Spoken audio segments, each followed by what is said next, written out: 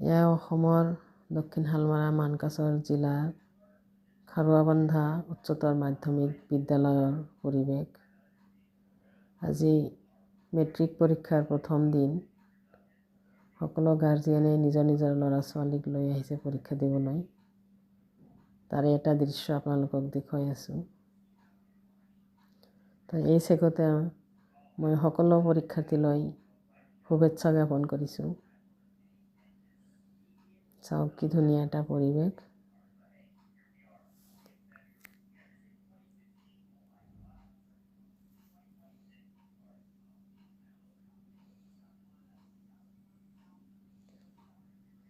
আমি আশা কৰোঁ পৰীক্ষা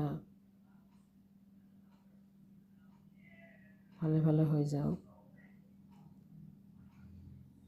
সকলো ল'ৰা ছোৱালী যোৱা শেষ হৈছে এতিয়া। সকলো ৰুমৰ ভিতৰত আছে, বাহিৰত গাৰ্জেনবিলাক থিয় হৈ আছে। তো বাউণ্ডাৰীৰ বহুত দূৰত আছে চাব।